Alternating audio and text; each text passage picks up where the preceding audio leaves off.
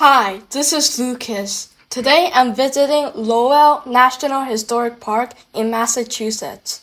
Lowell is known as America's first planned industrial city.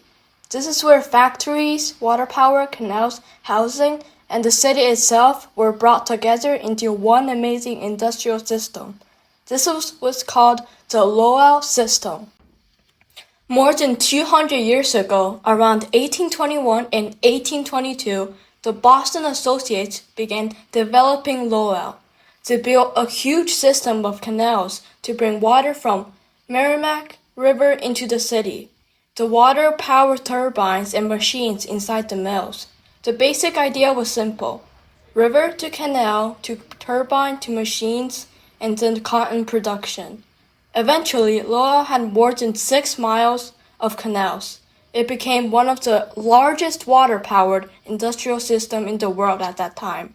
In Lowell, factories, energy, workers, housing, transportation, and city planning all worked together. Today, I'm going to take you inside two historic textile mills. First, we're visiting the Butte Cotton Mills Museum. Hello everyone, this is Lucas. Behind me is the cotton mill.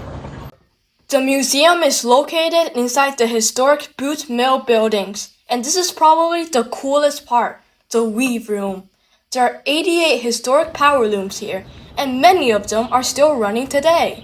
When you hear all those machines working, you can almost imagine what a real textile factory sounded like 150 to 200 years ago. It's like stepping back in time.